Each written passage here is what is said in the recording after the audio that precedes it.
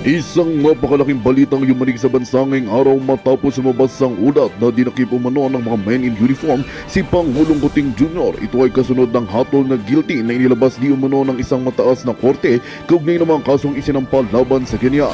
Ayon sa mga impormasyong kumalat online, isinagawa ang pag-aresto ng palihim at mahigpitang seguridad sa buong operasyon. Samantala, may mga ulat ding nagsasabing nagtatago raw ang Pangulo bago pa man maipatupad ang kautusan ng korte. Ilang insider ang nagsabing gumamit di umano ng impluwensyang Pangulo upang makalayo sa agarang pagdakip, bagay na maring itinanggi ng kampo ng palasyo. Hanggang ngayon wala pang opisyal na payag mula sa Malacanang at hindi pa matukoy kung nasaan ang Pangulo sa mga oras na ito. Dahil dito dumagsa ang panawagan mula sa publiko at mga mambabatas na agad linawin ang sitwasyon at tiyakin ang kaayusan ng bansa. Nananawagan rin ang ilang grupo na igalang ang batas at hintayin ang opisyal ng kumpirmasyon mula sa Korte Suprema at Department of Justice. Patuloy naming babantayan ang mga kaganapan upang maihatid sa inyo ang totoo, mabilis at makabuluhang balita. At yun nga ang balitang ating pagkakatutukan. Ngunit bago ang lahat, siguraduhin mag-subscribe at ihit ang notification bell para sa patuloy na pagtutok sa mga silip ng bagong balita sa tunay na boses ng masa.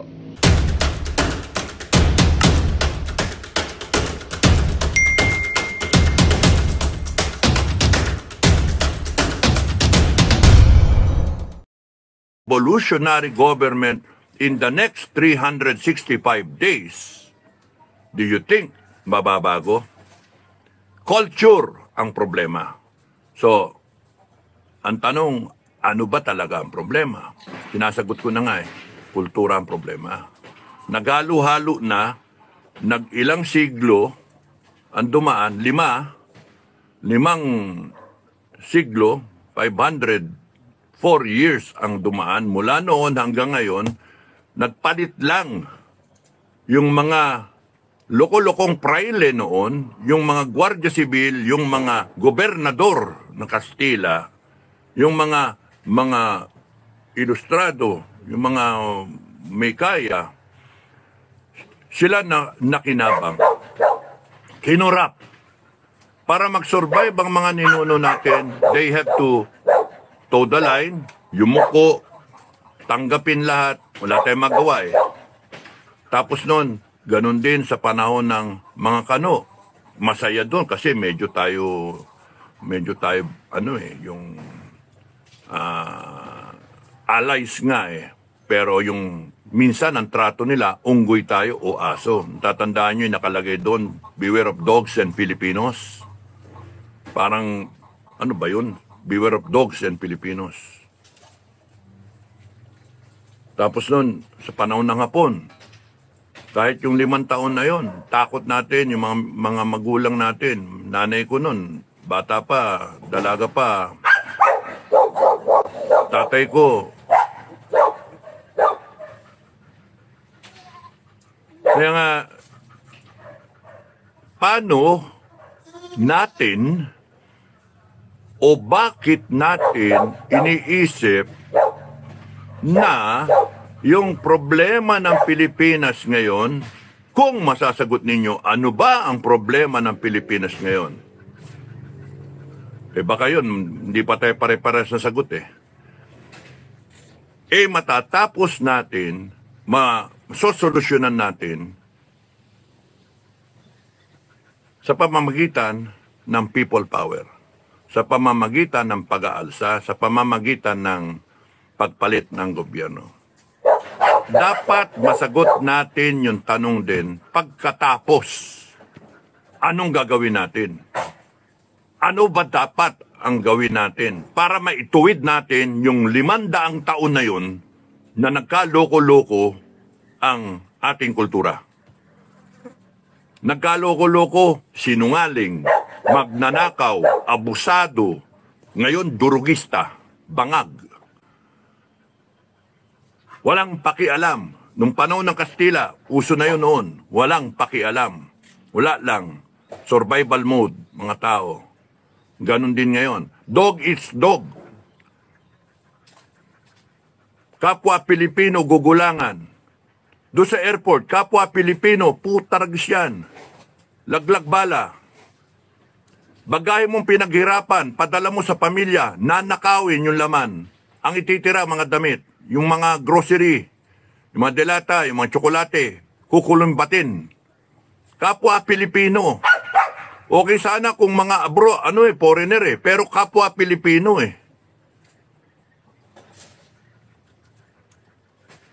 Kapwa Pilipino na inaasahan mo, military, police, NBI, tatarantaduhin ka. Yung mga ahensya ng gobyerno na dapat nagbibigay ng serbisyo, tinatarantado tayo. Yung mga politiko na dapat bibigyan tayo ng tamang serbisyo, anong ginagawa? Nanakawan tayo. Yung mga politiko na dati, mahirap pa sa daga. Nung nagkonsihal, tapos doon nag-mayor, ngayon bilyonaryo na. Mga animal yung mga hanip na yan. Kaya ayaw nilang umalis sa pwesto. Hanggang pagkatapos ng mayor, congressman naman, kundi kaya gobernur naman. Palit-palit lang It is this persistent na wrong in our culture ang problema. And it took 500 years in the making. So we cannot just change it in a few days. Yon ay ilagay nyo sa utak nyo. It has to be started from within. Mga taong bayan natin, mga kapwa Pilipino, you start changing from inside. No amount of people power. Nag-people power na tayo ng 2 beses Kita mo hanggang ngayon, putya, sigaw ng tao Dinaya tayo Nakailang eleksyon na tayo, 14. Dinaya pa rin tayo hanggang ngayon, dinaya tayo. 2028, pustahan tayo, magsisigaw kayo. Dinaya tayo. Dintik na itong sistema natin We have a fucked up country. And some are saying, sila lang ang may karapatan na, parang sila lang ang may dating na, sila lang ang nakakaintindi, sila lang ang makabayan, sila lang ang mga tunay na Pilipino. No! I say no. You cannot have a monopoly of patriotism. Hindi mo pwedeng sarilin. Kasi yung problema, apektado tayong lahat. Hindi porke yung tao hindi kasali, hindi niya naintindihan. Kaya ako nag-isip-isip na, ano ba ito nangyayari sa atin? Is it worth dying for? Is it worth the sacrifices? Is it worth the time and effort? Iba sasabihin, yes. Yes, the Filipino is worth dying for. Then go ahead, die. But you cannot.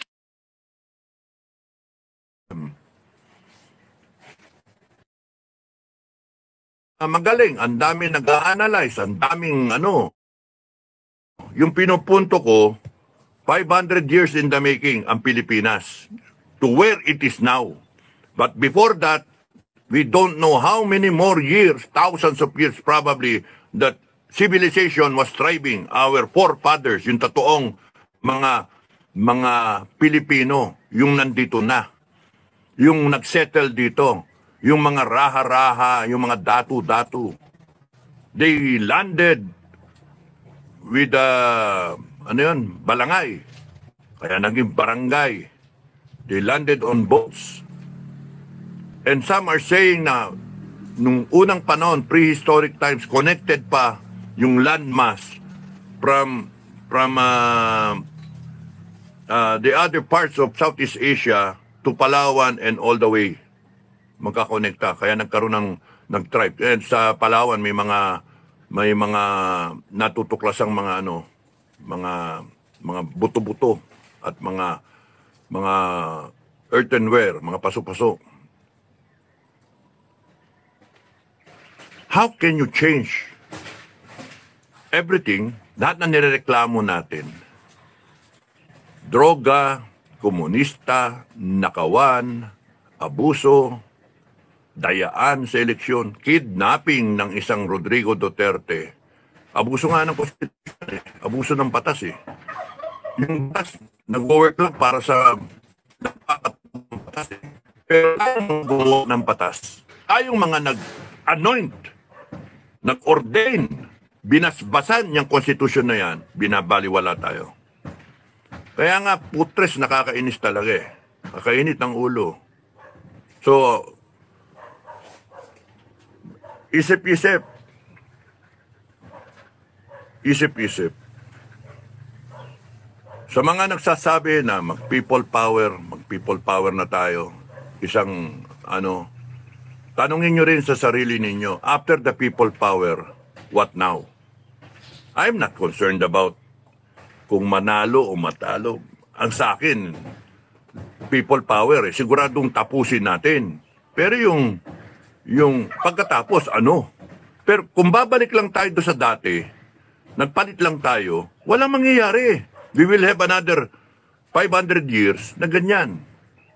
Walang pinagbago because wala sa isipan natin yung ano ba talaga nangyayari, ano ba talaga problema. Kultura natin problema eh. We have a corrupt culture. A culture that would take advantage of other Filipinos. Hanip talaga eh. A culture of greed. Sila na lang ang magpolitika eh. Pustahan tayo, in Resolution 10, hindi yan papasa eh. Hindi yan matatanggal eh. Because it's 6 years, pirma-pirma. Sa Congress, 3 years, pirma-pirma. Walang resibo. Tingin nyo, umaasa kayo, matatanggal yan? Eh, ba't nyo binoto mga tao? Eh, hindi nga eh. Dinaya nga eh. Lintik na itong natin. And then, walang magawa ang taong bayan. Kasi nga ayaw mag-people power ng taong bayan. Ayaw nang lumok. Pinagod yun. Paray rally. Pinagod eh. Ngayon, kung kailan mo kailangan mag-people power, nasa na? Wala na. Sawa na eh. Yun nga. Kasi nga yung kultura natin eh. May kultura ng pasikat, may kultura ng gustong pumwesto, sila naman ang korap, sila naman ang makikinabang, may kultura na, nako. Kaya nga eh, how do you change 500 years in the making kung ano yung kultura natin ngayon, iyon ang problema natin. Because kung magpapalit lang tayo ng liderato, walang mangyayari. We have to reboot everything. And the question is, who will do it? Who will reboot it? Paano mo ayusin? Ano yung gagawin nyo? Yun yung question mark. Because ang usapan, panay, reklamo. Issue. Ano yung solusyon? What is the solution?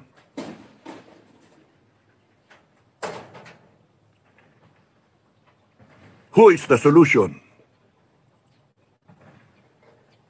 Pero bago nyo tanongin yon, what is the problem? How can you solve something kung hindi nyo alam kung ano yung tanong?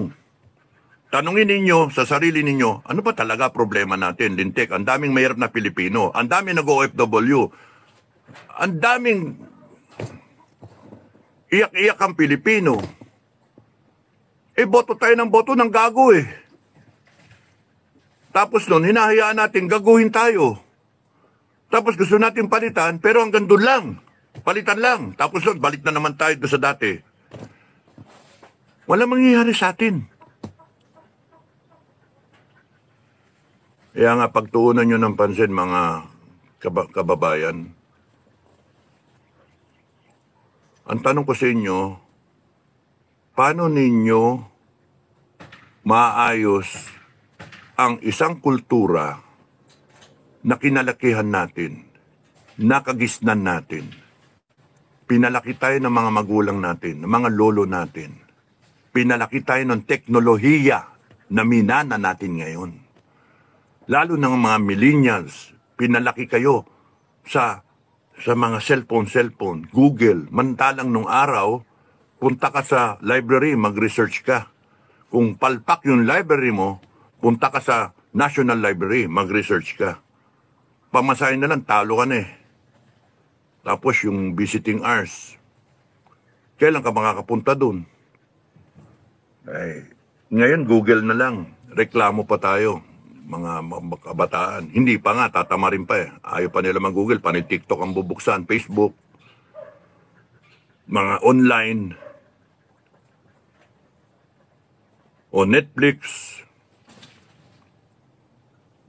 So paano natin maayos ang isang nakagisnan natin na niluluto siya ng 500 taon. 500 na taon. Kastila, Amerikano, Hapon, Pilipino. 500 taon, 504 years. If I computed it exactly. 504 years. Thereabouts. Ang laki ng problema natin. Because mamamatay tayo, yung henerasyon natin, gaya ng mga naunang henerasyon na namatay, na hindi nila nagisnan ng isang magandang Pilipinas. Masakit eh. Wala na ba tayong karapatan na gumanda ang bansa natin? Wala na ba? Hahayaan ba natin na yung bansa natin ganito na lang? Lolokohin ng Pilipino ang kapwa Pilipino. Papahirapan ng kapwa Pilipino ang kapwa Pilipino niya. Nanakawan, gagaguhin, tatarantaduhin, huhusgahan, bababuyin.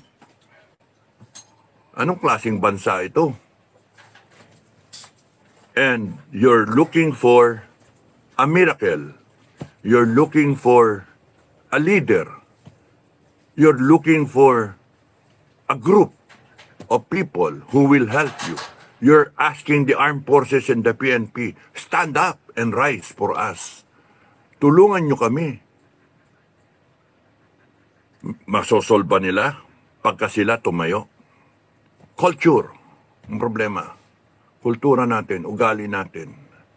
Kasi ang pinag-iisipan lang natin ay magpalit. Magpalit, parang damit, magpalit. Kasi mabaho na. Mabaho na yung damit, palitan mo. Kinakailangan nga, liguan mo na muna. Magpalit ka ng damit, mabaho ka pa rin eh. Ligo muna, ligo. Ganyan-ganyan. Talagang tanggalin mo yung lahat ng latak, lahat ng lahat ng paho.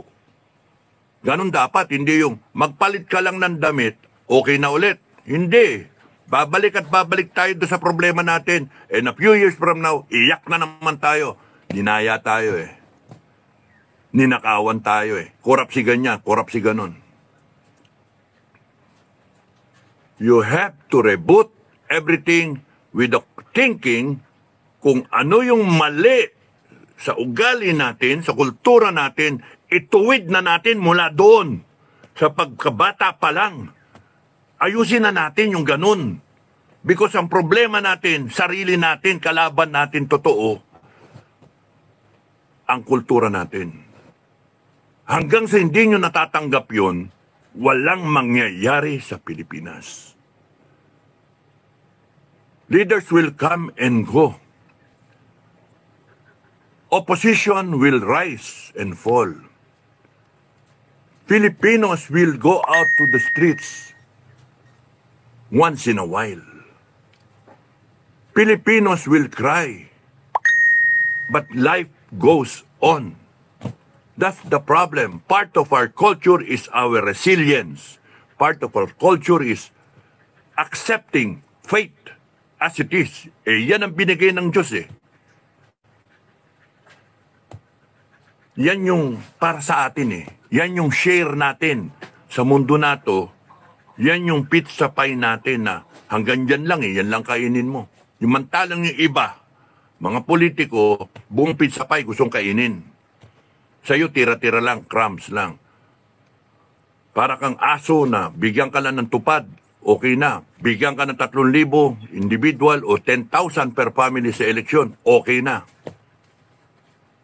Tapos, magrereklamo ka, sasabihin ng COMELEC, may ebidensya ba kayo? Wala, sistema natin eh, palpak eh. Kultura talaga natin ang diferensya eh. O ngayon, tahimik na naman. Okay na. Tinanggap na. In a few years, reklamo na naman tayo. In a few years, yung mga politiko, mababait na naman. Kumpanya. And it will not end. It's a vicious cycle. Ikot ng ikot lang ang gulong. Problemado tayo lagi. Na kailangan baguhin natin yung kultura natin. Ayusin natin. You start from within. Kaya nga pinag-isipan namin sa Sovereign Filipino Guardians of Freedom, SFG, we have to do something na magsimula sa atin. Ayusin natin yung sarili natin. Kung hindi natin kayang baguhin yung itaas, at least baguhin natin yung pamilya natin. Ayusin natin yung buhay natin.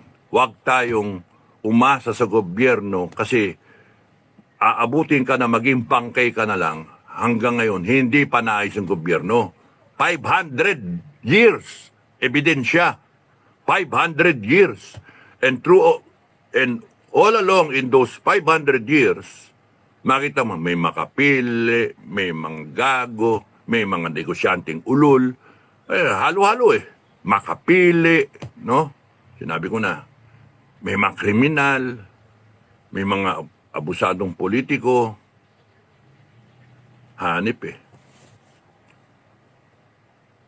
Paulit-ulit lang eh. Do you think mababago? Mag-people power ngayon? Palit tayo? Magbabago? Depende. Kung magre-reboot tayo, may pag-asang mabago. Pero kung hindi natin iniisip na ang talagang buto ng problema, ang pinagmulan, ang ugat ng problema ay nanggaling sa upbringing natin, na dapat isang tabi natin lahat ng impluensya ng nakaraan at tahakin natin ang isang landas na naniniwala tayo sa sarili natin bilang Pilipino. Kailangan natin is a Filipino identity. Yung cultural mindset that the Filipino is different. That the Filipino deserves something better. Hindi ganito. We deserve a country na ayos sana. Wala. Hanggang hindi tayo nag-iisip, ano ba talaga ang problema? Ano ba talaga ang problema? Sarili natin ang problema. Sarili natin. Sasabihin, hindi naman kaisa. Talaga di magkakaisa, kanya-kanya. Kanya-kanya. Pero, hindi natin pwedeng ipilit yung gusto natin sa gusto ng iba. Pwede siguro mainggit yung iba. Kaya, sa SFGF, nagsimula kami. Nag-chip in kami ng aming mga resources at talent at experience at kung anuman ang pwede naming maging contribution, sinisimulan namin tong aming project na hopefully uunlad yan and then masesecure namin yung mga pamilya namin at matutulungan namin yung mga kababayan na talagang nangangailangan, mga komunidad na nangangailangan.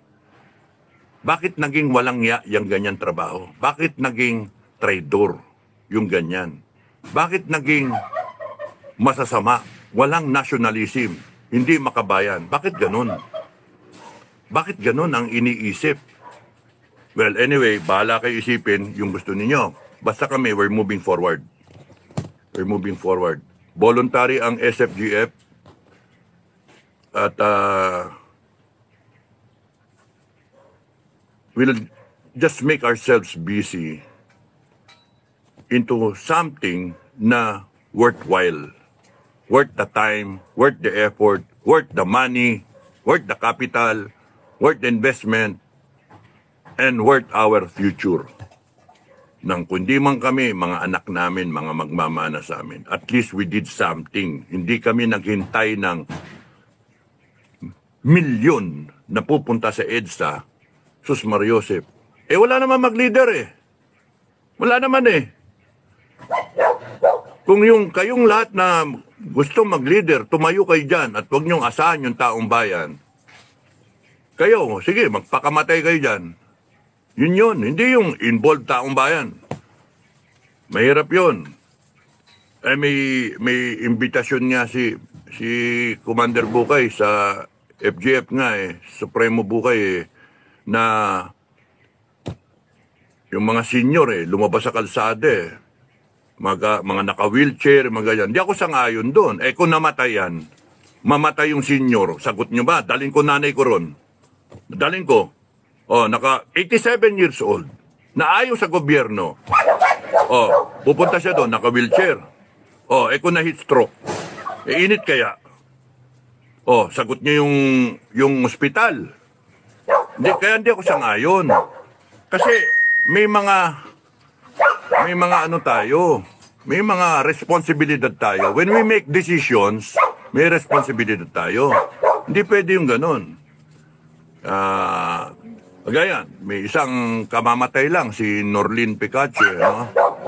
Condolences sa pamilya ni Mama Norlin. Alam nyo si Norlin,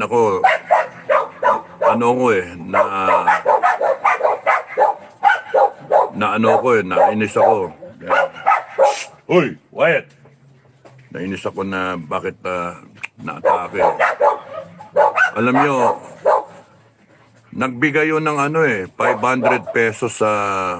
Dalawang bigay yun Nagpadala yun 500 pesos 250. Tinatanong nga niya kung, Sir, kamusta na ba yung piso project ninyo? Nagpadala ako. Kung magkakaproblema lang doon, kung alam ko lang yun, hindi ko na lang sana pinadala doon sa kumukolekta, diniretso ko sa inyo. Yun yung sabi.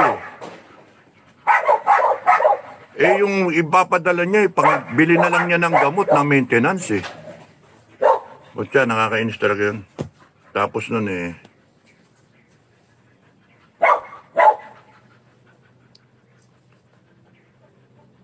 So, okay lang ako sa SFGF. Natulungan namin si Norlin Picache, rest in peace. May God be with you. Tapos nun, natulungan namin kahit papano.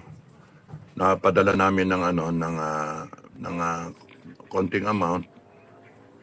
Pero hindi na rin hindi na rin pwede kasi nagkaroon ng complications Now I hope na sa meet and greet, Melody, na yung anak niya ang isa, I hope na makapunta ka at magkakilala tayo. And meron kang we have chipped in, meron kang 15 shares, that's 15,000 worth, 15 shares from SFGF na cooperative na makasama ka, and then kung ano man yung kahihinatnan niyan, meron kang share sa cooperative natin. If it will be worth millions one day, in the next 5 years siguro, at least yun na yung naiambag namin sa mabait mong nanay.